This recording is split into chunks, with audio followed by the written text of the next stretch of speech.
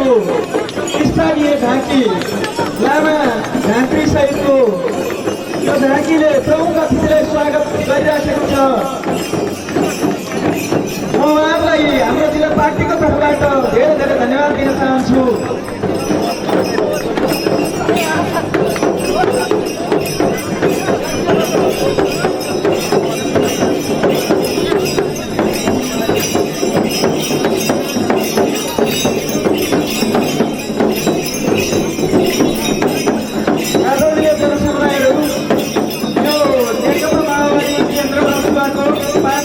सम्मेलन आज धुन्सेको यो बाल मन्दिरबाट प्रत्यक्ष प्रसारण भइराखेको छ। तपाईँहरू सबैजनाले रसोइका सबै घर घरमा सुनिराख्नु भएको छ। रसोई मात्रै नभइकन यो रेडियो राखेको छ र यहाँ मञ्चमा राष्ट्रका सिटोरा आएको स्थानीय झाँकी प्रदर्शन भइराखेको छ। यो झाँकीले प्रमुख अतिथि लगायत मञ्चका सम्पूर्ण अतिथिहरूलाई स्वागत गर्दै अगाडि बढिराखेको छ। म उहाँहरूलाई अध्यक्षको अगाडि बढ्नको लागि अनुरोध गर्न चाहन्छु। यसपछि मैले खुम्मरका आमाहरूले तिब्बतीय भाषामा यो 5औं जिल्ला सम्मेलन सफल पार्नको लागि आउनुभएका प्रमुख अतिथिहरू र 18वटै गाविसबाट आउनुभएका पार्टी प्रतिनिधिहरू, पर्यवेक्षकहरू, जनसमुदायहरू, पार्टी सदस्यहरू, शुभचिन्तकहरू सबैलाई स्वागत गर्नको लागि आउँदै हुनुहुन्छ। प्रतिनिधिता गर्दै आउनुहोला।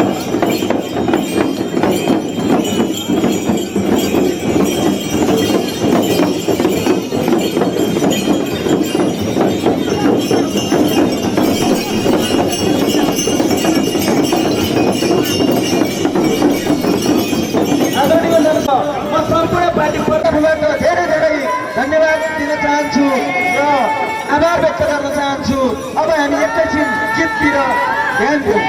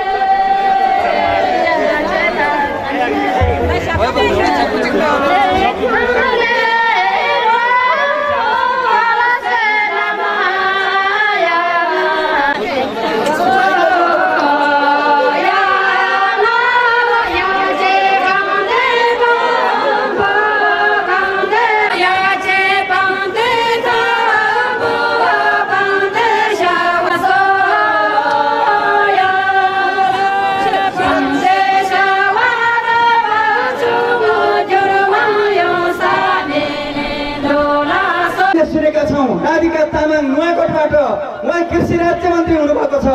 मैले किन यो सन्दर्भ उठाएको हो भने यस्ता खालका अवसरहरू यदि माओवादी पार्टीले हाम्रो पार्टीका अध्यक्ष प्रचण्डको नेतृत्वमा यदि जनयुद्ध नभएको भए नल्याएको भए आज तपाईँ हामीले यो अवसर पाउने थिएनौँ।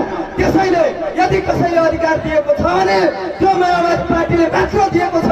त्यसैले सम्पूर्ण रसुवाली तामाङ दाजुभाइ दिदीबहिनीहरूलाई कुनै पनि भ्रममा नपरिकन निरन्तर माओवादी पार्टीमा लाग्नको लागि हामीले अनुरोध गर्न चाहन्छौँ। म यसपछि फेरि एउटा गीत लिएर आउँदै हुनुहुन्छ कलाकार नवीन खड्का। म उहाँलाई यो स्टेज हस्तान्तरण गर्न चाहन्छु। पाँचौं जिल्ला सम्मेलनका उद्घाटन समारोहका अध्यक्ष तथा राष्ट्रिय महाधिवेशन आयोजक समितिका सदस्य एवं यो रसुवा जिल्लाका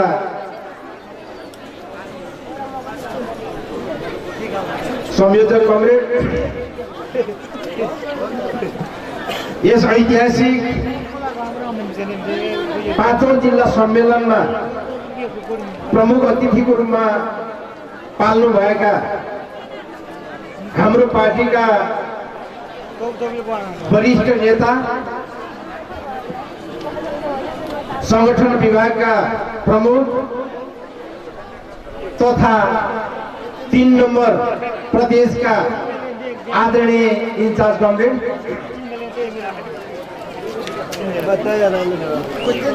यस रसुवा जिल्लाको ऐतिहासिक सम्मेलनमा अतिथिको रूपमा उपस्थित हाम्रो पार्टीका सचिवालय सदस्य एवं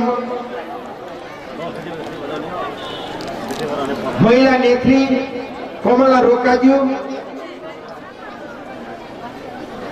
महाधिवेशन आयोजक समितिका सदस्य पोलिट ब्युरो सदस्य एवं रसुवा जिल्लाका इन्चार्ज विमला सुवेदीज्यू,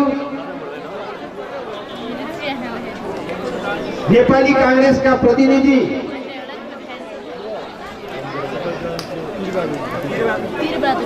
वीरबहादुर गुरुङज्यू, यो रसुवा जिल्ला जनसमुदायहरू, महान शहीदका आदरणीय परिवारजनहरू, यहाँहरू सबैमा स्वीकार्नुहोस् क्रान्तिकारी अभिवादन। नमस्ते, खाफुल्ला लासो। म यहाँहरूको बिचमा धेरै कुराहरू गर्न गइरहेको छैन। हाम्रो पार्टीका वरिष्ठ नेता, संगठन विभागका प्रमुख र यही 3 नम्बर प्रदेशका इन्चार्ज कमरेड आफै उपस्थित हुनुभएको कारणले यो रसुवा जिल्लालाई हाम्रो पार्टीले कसरी हेरिरहेको छ, समग्रमा अहिले मुलुकको राजनीतिक अवस्था कसरी उत्रिरहेको छ र हाम्रो पार्टी सामु यो मुलुकको मूल कार्यभार के हुन् भन्ने लगायतका यावत विषयहरूमा उहाँ आफैले राख्नुहुनेछ। म मात्रै यहाँको बीचमा उपस्थित भइसकेपछि यो रसुवा जिल्ला अघि नै यस कार्यक्रमको अध्यक्ष इन्द्र गौतम प्रज्वलज्यूले भन्नुभयो जस्तै भौगोलिक हिसाबले धेरै विकट र हिमाली जिल्ला हुँदाहुँदै पनि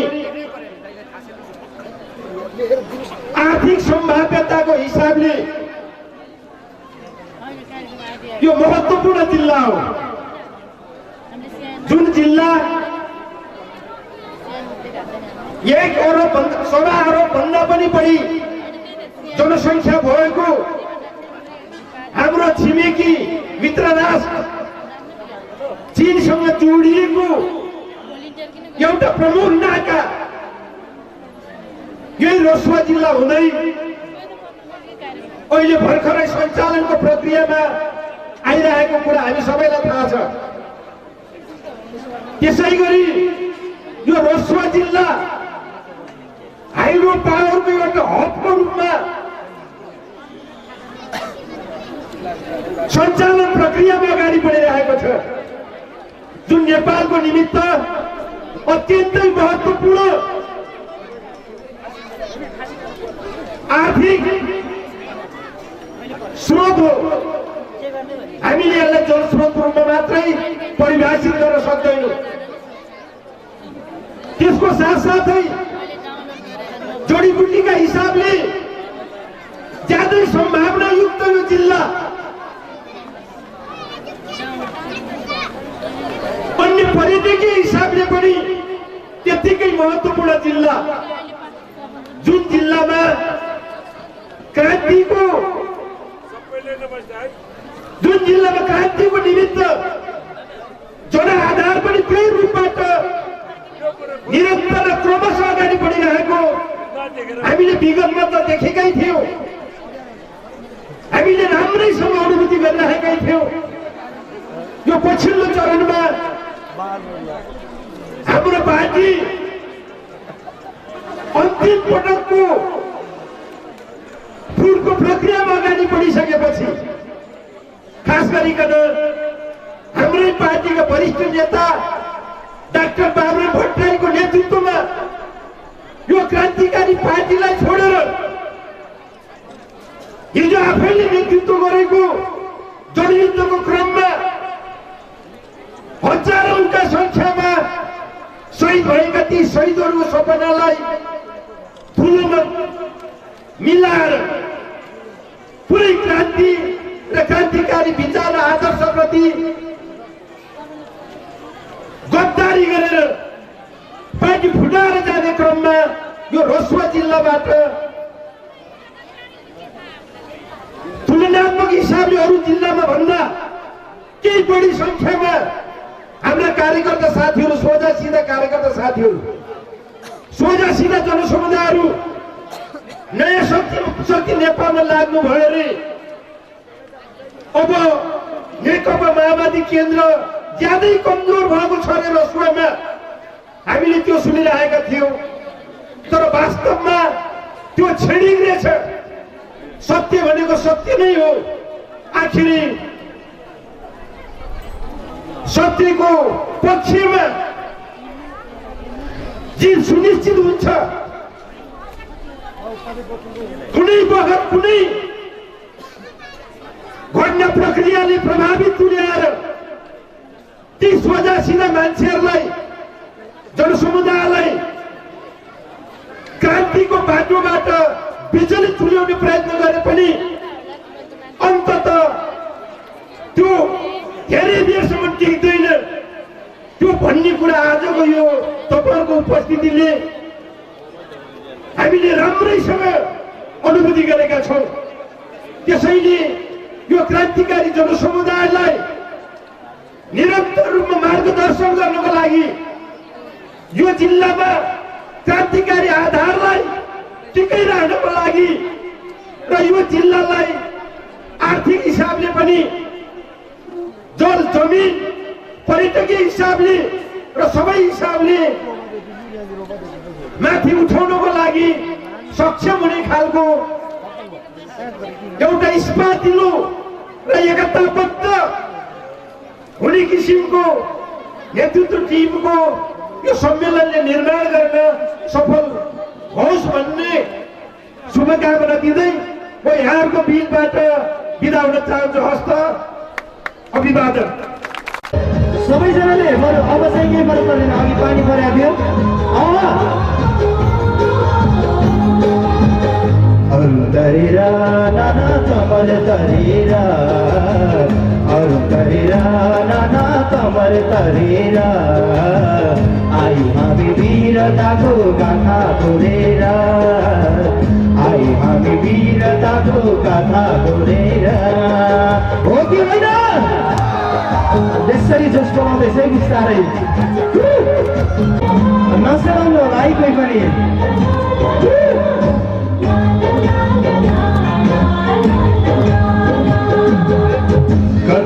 कति शहीद भए तमरतिरैमा कति साथी अपाङ्ग छन् लडीभिरैमा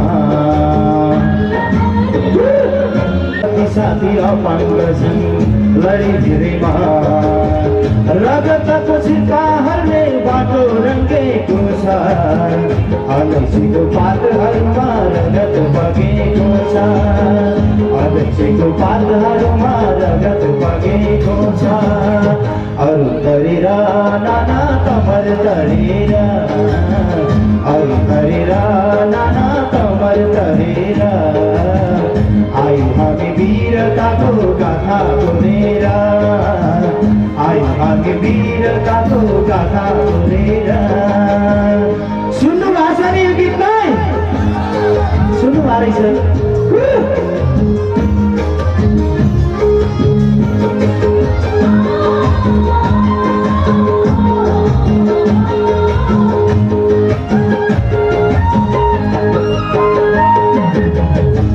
चिन्तामा छै पनि दुखिरहेछ त्यसैको त निरन्तरमा क्रान्ति जारी छ हो कि होइन खोको चिन्तामा छै पनि दुखिरहेछ त्यसैको त आँधीले दुष्ट आएछन् आँधीले दुष्ट आएछन् अरू तरेर नाना कमर तरेर अरू तरेर नाना कमर तरेर आयु हामी वीरताको गाथा बोलेर आयु हामी वीरताको गाथा बोलेर आयु हामी वीरताको गाथा बोलेर आयु हामी वीरताको गाथा बोलेर दलाल तस्कर हामीले नै ठिक पार्छौँ उर्लियो क्रान्ति भेल उर्लियो क्रान्ति भेल जता जता युवा छन् अब त त्यही भन्छ वाइसिएल गाउँ शान्ति भेल हेर उर्लियो क्रान्ति भेल वाइसिएल भन्ने बित्तिकै बुढापाकाहरू नाचिहाल्नुहुन्छ हे अब त त्यही भन्छ वाइसिएल सबैले बोक्ने हो दलाल फटा वाइसिएलले ठोक्ने हो उर्लियो क्रान्ति भेल उर्लियो क्रान्ति भेल जता जता युवा छन् अब त त्यही भन्छ वाइसिएल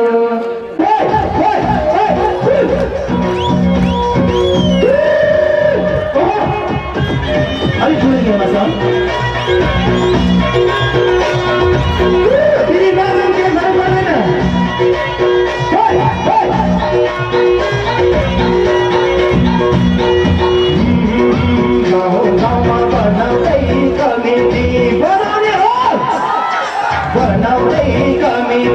रसुवाका युवालाई समेटी जता जता युवा छन् है त्यतै वाइसिएल भन्छ बनाउँदै कमिटी अब प्रत्येक युवालाई समेटी केही केही गर्ने भन्छ देश बनाउन हिजो युवाहरू नै छुटे अब फेरि जुट्दैछ जता जता युवा छन् है त्यतै वाइसिएल भन्छ देश बनाउन हिजो युवाहरू नै जुटे अब फेरि जुट्दैछ जता जता युवा छन् है त्यतै वाइसिएल भन्छ भन्छ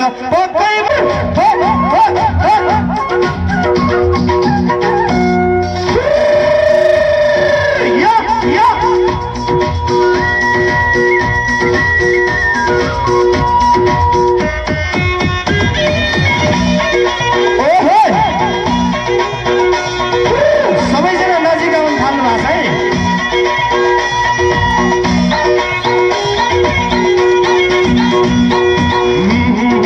जता जतै चलाउँदै क्रान्ति भेल